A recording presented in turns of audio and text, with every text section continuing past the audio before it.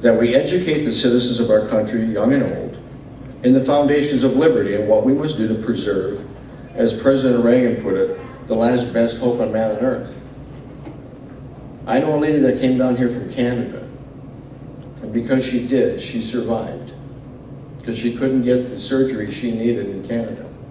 She would have died waiting for it. If we have to live with a government, which is going to be single payer eventually, they're setting it up, and I'll explain that in a minute. If we don't get rid of Obamacare and pull it up by the roots and destroy it, where are people going to go? They won't be able to come here anymore. Where do they go to get medical care? As to the question of who founded the Tea Party movement, the answer is quite simple. For the sake of accuracy, I explain, this movement was founded by Samuel Adams, Benjamin Franklin, Patrick Henry, George Washington, Thomas Jefferson, and a few of their friends around 1773 to 1778.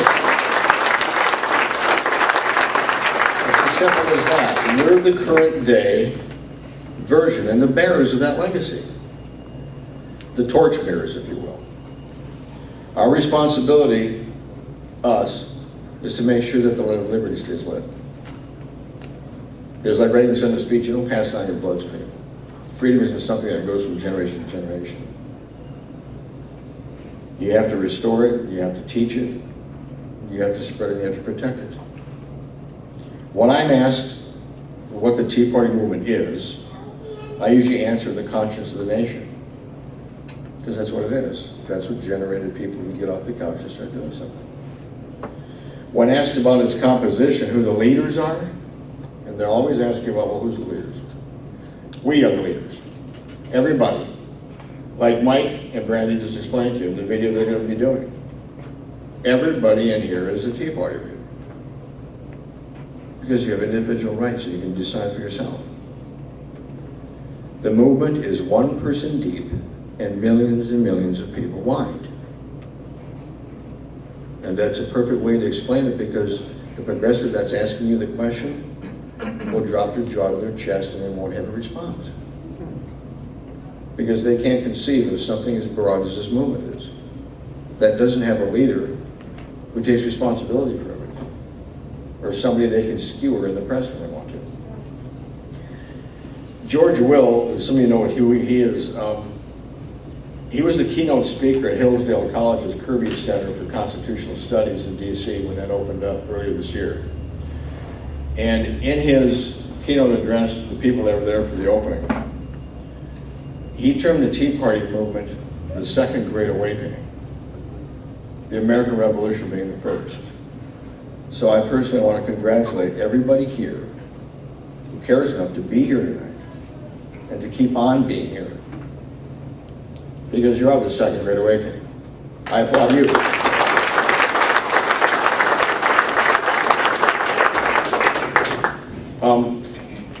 When Dave Riskett heard me speak at the Second Amendment Patriots at the end of last month in Evansville, he asked me to talk to you about a subject, and I'll make this brief. How many time do I have? Okay.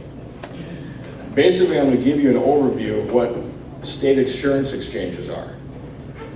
Now, I all know that 26 states have a lawsuit on Obamacare with the federal justice system, saying that's unconstitutional. Virginia has their own, and Oklahoma has their own, and the other 26 states that were started by Florida, Indiana is one of that group. You have governors like Sam Brownback, who used to be a senator of Kansas, now he's governor, saying publicly to the press that Obamacare is flat out unconstitutional. Needs to be done away with completely. Then on the other hand, he has his hand behind his back like this and takes money from the Health and Human Services, from Kathleen Sebelius.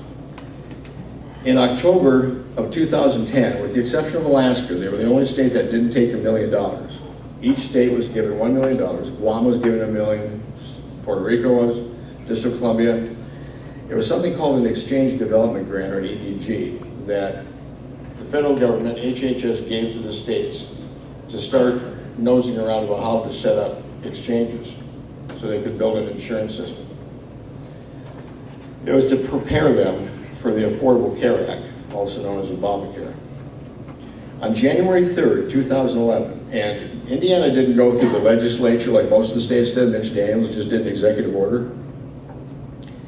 On January 3rd, the first executive order he did, number 0001, this year, he signed an executive order clearing state agencies to begin making preparations for a state insurance exchange, which means to set up a mechanism to do healthcare insurance agencies here in the state of Indiana. And unfortunately, a lot of the governors think that they'll be able to own that in the future. They're doing it now because they think they'll get around Obamacare and they will be forced to do something federally. He noted that the federal government would step in to run the exchanges in states that did not make an effort to set them up on their own. So he set one, but the setup is voluntary. There's nothing in Obamacare that tells the state governors to set up an insurance exchange. If they don't, January 1st, 2014, actually 2013, the federal government will come in and set one up. But we hope that thing won't be there by then. But they keep on doing it, and so far, we haven't been able to get Mitch Daniels to send the money back. Sam Brownback sent $31.5 million back. Scott Walker in Wisconsin sent $37 million back. And you had states like Bobby Jim in Louisiana didn't accept it. Neither did Rick Scott of Florida. You'll probably hear something in the press about it pretty soon because it's starting to break. The governor of Oklahoma returned $54.5 million. Indiana only got $6.9 million because that's all they asked for. That money goes from the HHS to the FSSA, Family Social Service Administration in Indiana. So on February 16, 2011, HHS announced an award of 7 cooperative agreements to help group early innovator states, of which Indiana was one. The total was $241 million that went out. On May 23, 2011, HHS announced that Indiana, Rhode Island, and Washington were the first states to win health insurance exchange establishment grants. And what these are for to set up Obamacare is that once you do the IT, the information technology to set up this mechanism, the state that has the most efficient, they'll just copy for all the other states like a cookie cutter. So they're making the governors do the work, give them money to do the work, so that they can take over the system in 2014. So unfortunately, the same thing happens all the time. The governors look at money coming from Uncle Sam, and they think it's a good deal, but they forget to look at what's underneath it, what strings are attached. So Indiana Family Social and Service Administration, FSSA won $6.9 million to support the establishment of that exchange. And that was only the first round of 6 grants. And I mentioned to you the other states that have returned it. If I can get your website from Jim, I'm going to put this document. Michael Cannon is a member of the Cato Institute. How many here have heard of them? They're like Heritage. They'd be more libertarian, they're conservative, just like Heritage is, except a little more libertarian. On June 14th, he gave this deposition, if you will. He was asked to give it. And it basically tells the state of Virginia, the Commonwealth, they shouldn't do this. And why? Because not only don't they have to, it doesn't make any sense to do it. And he gave that on June 14th. How I found out about this SIEs, these state insurance exchanges, is because that attorney in Kansas that was pushing Brownback and the GOP to get the money out of the state and back to HHS, he called me before I left for Atlanta for a Tea Party Patriots meeting. And I spent 45 minutes with him on the phone before I left the driveway to head to the airport. And by the time I got to Atlanta, I was on the laptop downloading all this stuff. I'm going to give you links to all the information that I don't have time to cover tonight. But he talks about the healthcare's future in doubt and what is wrong with this. What the governors are doing is working at cross purposes with their attorney generals. Attorney generals are in the lawsuit, and the governors are billing this stuff while we're suing that it's unconstitutional. Now you think a federal judge is going to look at that case and say, well, you hypocrite? How can you do this? You say on one hand you're backing your state AG that this is unconstitutional, and flat out is. But on the other hand, you're taking money from Health and Human Services who are going to run Obamacare, and you're building this mechanism.